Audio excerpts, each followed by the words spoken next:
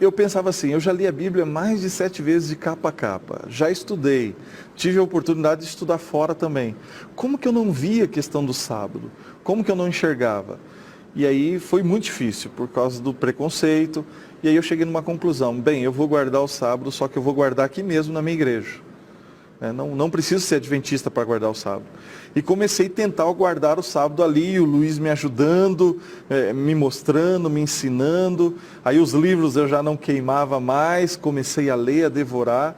Aí na escola bíblica dominical comecei a ensinar sobre o sábado, que já foi um choque com a igreja, porque o conselho da minha igreja me chamou e disse, pastor, o que está acontecendo? A gente está percebendo aí que o senhor está meio confundindo a questão doutrinária. E aí me chamaram a atenção e eu continuei pesquisando, e eu continuei buscando, né?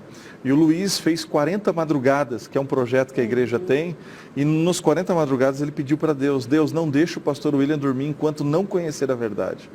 Então assim, de um lado, Luiz me amando e orando, e de outro lado esse conflito de busca, de conhecimento, de ir atrás.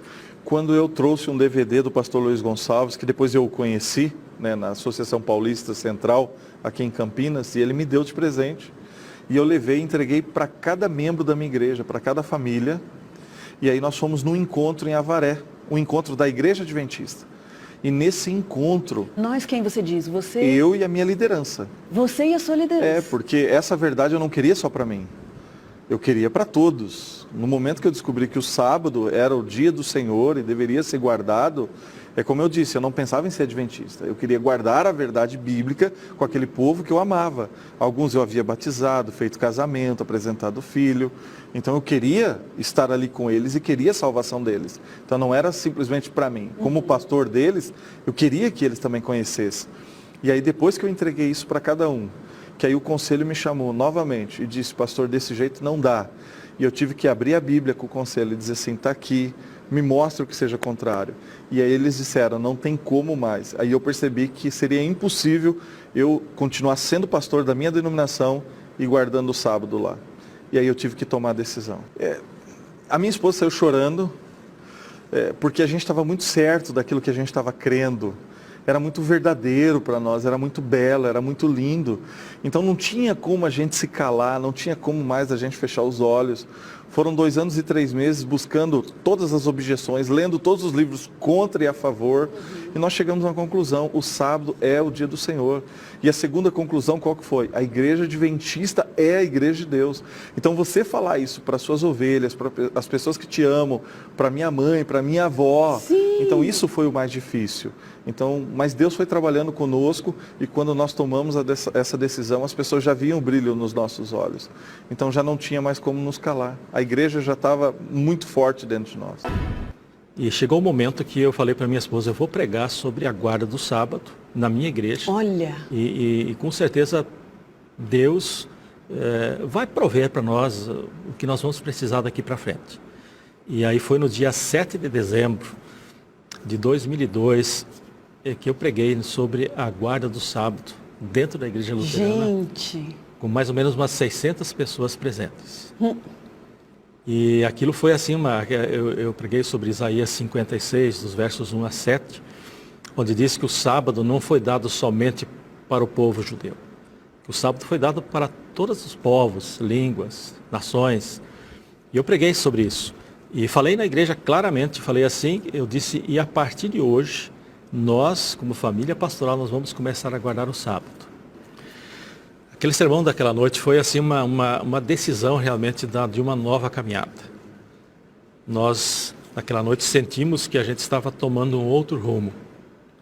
Que realmente não teria mais como continuar ali se não pudéssemos continuar pregando o que está na palavra de Deus, né? Esse pessoal, logo que eu preguei sobre isso, eles levaram ao conhecimento do pastor presidente sinodal. Nós, adventistas, pastor presidente de uma associação. Lá é pastor presidente sinodal. É mais ou menos uma estruturação parecida. Levaram o conhecimento dele, mas como era final de ano, o pastor disse assim, e eles gostavam muito de nós, da nossa família, ele disse assim, não, deixa o pastor Brandt tirar suas férias, agora em dezembro, volta em janeiro, se organiza. E no mês de março acontece o concílio de pastores. E naquele concílio de pastores, Na chegada, o pastor presidente me chamou de lado um pouquinho e disse assim: pastor Brandt, nós precisamos conversar um pouquinho antes do início das nossas reuniões do concílio. Preciso esclarecer algumas coisinhas contigo. Foi então que a gente saiu para uma conversa. E aí o pastor me disse assim: pastor, da sua paróquia me vêm algumas reclamações. A sua forma de batizar mudou, você está fazendo diferente. E além disso, ele disse assim: pastor, você pregou que o verdadeiro dia de guarda é o sábado e não o domingo. E aí ele me disse assim: você sabe que essa não é a doutrina luterana. Eu fiquei assim em silêncio um pouquinho. Eu disse: pastor, eu sei que não é a doutrina luterana. Mas, pastor, na Bíblia somente fala do sábado como dia do Senhor e como mandamento do Senhor. E em nenhum lugar diz que esse dia foi mudado.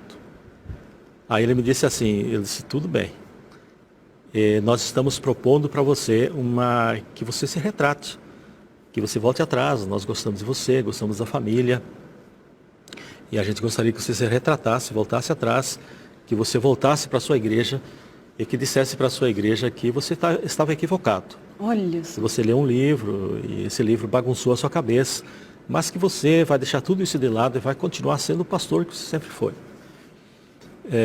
Foi aí então que eu falei para ele, eu disse: pastor, eu acho difícil. Eu hoje diria para ti assim, que eu não vou me retratar. Olha. Porque estou convicto dessas verdades. Porque não são ensinamentos de uma igreja, mas são verdades bíblicas. E aí ele me disse assim, e você está disposto a pagar o preço? Você está disposto a pagar o preço contigo, com sua esposa, com seus filhos? E quando ele disse: você está disposto a pagar o preço, a gente sabia do que ele estava se referindo. Né? Eu disse: pastor, eu estou disposto. E eu disse assim: se o Senhor esteve conosco até agora, se Deus nos abençoou até agora, eu acredito que Deus não vai nos abandonar, porque nós queremos agregar conhecimentos maiores e realmente fazer o que Deus nos manda na sua palavra. E aí ele me disse assim: tudo bem, está nas suas mãos. Porque até então eu pregava o contexto que eu conhecia. E aí eu me deparei com outras verdades que até então não tinham sido reveladas para mim. E eu me vi nessa obrigação: peraí, eu não posso segurar isso só para mim. Eu tenho que compartilhar. E isso fervia dentro do meu coração. Olha. E aí eu comecei a compartilhar com a congregação local, né, com o qual eu era responsável na ocasião. Comecei a compartilhar algumas verdades, como também os mandamentos de Deus, que até então eu tinha aprendido que tinham sido abolidos. Olha. Os 10 mandamentos. Eu tinha aprendido que Jesus tinha inaugurado a dispensação da graça, que é uma teologia dispensacionalista, né? Então, dentro desse contexto, eu entrei em choque. Eu falei: peraí, não, a graça ela sempre existiu, desde o princípio. Senão Adão e Eva, eles teriam morrido no ato do pecado, né? Então, eu me deparei com essas verdades e me senti na obrigação de compartilhar com as ovelhas. E até então comecei a compartilhar. Eu lembro exatamente, foi num domingo, porque o culto principal era no domingo. Então eu levei as verdades sobre os mandamentos de Deus. Os 5 pilares da verdade, né? Os mandamentos de Deus compõem um deles. Quando eu preguei sobre os 10 mandamentos, foi um choque. Porque eu contextualizei e no final eu expliquei para a congregação que eles teriam que obedecer os 10 mandamentos. Todos os mandamentos, não só 9, não só 8, mas todos os 10 que continham, por exemplo, em Êxodo capítulo 20. Então, esse foi praticamente a última pregação que eu tive naquela congregação. Mas a reação que veio por parte dos membros ou os seus líderes também já estavam sabendo? Então, a reação partiu da liderança da igreja, né? Os membros tiveram uma reação, mas não foi tão expressiva. Os membros reagiram de forma até mais acolhedora àquela mensagem. Agora a liderança já não. A liderança já me procurou, queria que eu me retratasse, né? Então eles chegaram até mim e falaram assim: então, Marcelo, quer dizer que você está pregando sobre os 10 mandamentos? E citaram até de uma forma, né, de chacota. Não, você está tendo estudo bíblico para entender isso aí? Por que você está pregando essas coisas? Aí eu entendi, não, eu entendi na Bíblia que é verdade, e os mandamentos estão a vigor. Até então eu até citei, por exemplo, Apocalipse capítulo 11, versículo 19, que João, ele viu no céu o santuário, e abriu-se o céu e foi vista a Arca da Aliança. E o que tinha dentro da Arca da Aliança? Os 10 mandamentos. Então eu tive essa visão, compartilhei com a liderança e expliquei, não, os mandamentos estão em vigor e tem que ser obedecido. Você teve essa força de presença? Sim. Ali? E aí eu fui barrado, né? Eu fui pressionado. Ó, ou você se retrata ou nós vamos ser obrigados a desligar você. Mas eu já tinha tomado uma decisão. Você tomou a sua decisão definitiva? Então foi numa abordagem da liderança, né? A liderança me abordou e falou, Marcelo, ó, ou você tem que decidir. A liderança da outra denominação, qual eu pertencia, falou assim, Marcelo, você tem que decidir, porque pregando isso aí você não pode mais. Nós não queremos nos ver sem você, porque, querendo ou não, eu exerci uma boa liderança, não trazia problemas, né? Então eu cheguei num ponto que, dentro da Escritura Sagrada, eu me deparei com um verso. Apocalipse 18, verso 4. Porque estava uma verdadeira confusão na minha vida, né? Uma confusão religiosa, uma confusão de pensamentos, social. Uma confusão total.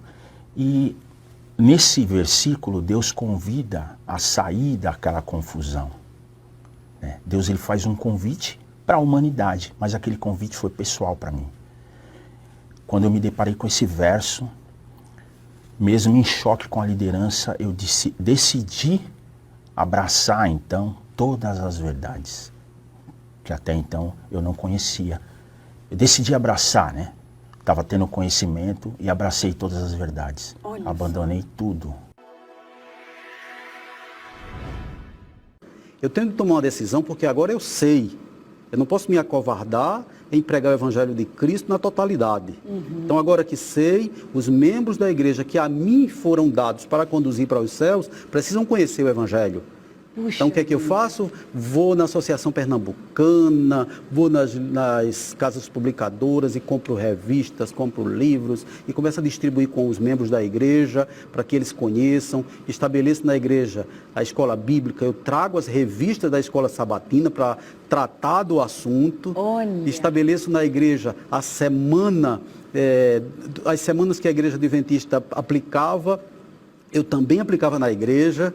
Olha, né? Que corajoso. Da Semana Santa, tudo assim com muito cuidado, e no lugarzinho onde aparecia a marca da igreja adventista eu cobria, porque as doses têm de ser dadas homeopáticas, né? Se fosse de uma vez, alguém podia se apavorar e ir embora. Mas você não passava pela sua mente, falar, olha, mas isso é muito arriscado. Passava. Mas olha, eu estou correndo o risco de perder aqui a minha posição, o meu cargo. Não passava isso pela sua cabeça? Passava, sim. Mas eu ia. E você não se amedrontava? Um pouco, porque na época eu me sentia como um Lutero da vida, porque eu não queria nem abrir outra igreja, nem sair da igreja. Eu queria que a igreja, ao menos a igreja local, atentasse para a necessidade de obedecer a palavra de Deus. E você sentiu que alguns corações ali se abriram? Senti, né? Mas recuavam a partir do momento que outras pessoas, ou a maioria, chegavam e diziam, olhe, o pastor Gildo nessa quarta está dando o estudo de Daniel, não entrem. Ai. Porque o que ele está ensinando é da igreja adventista. Começou não a acontecer entra. isso. Né? Começa a acontecer, começa a recuar para a escola sabatina, que na verdade não era sabatina, só a revista, né? Mas era a escola dominical. Mas a revista era da escola sabatina, começaram a não querer mais contribuir com nada, né? Ou com tudo. Puxa. Recuo total. Mas deve ser difícil, né, Gildo, você ser um líder que de repente começa a entender uma certa rejeição, uma desaprovação por parte dos seus liderados? Muito. Tinha hora que eu procurava dizer assim, Senhor, eu não estou aguentando mais. Eu não estou aguentando mais, Senhor, porque a carga está pesada, o povo não quer. Eu não sei o que fazer, Senhor. Estou me sentindo um Josué, que o povo ficou todo desarrumado, porque servir ao mundo parecia ser melhor. E eu dizia assim, as coisas estão se repetindo durante a jornada do povo de Deus quando sai do Egito.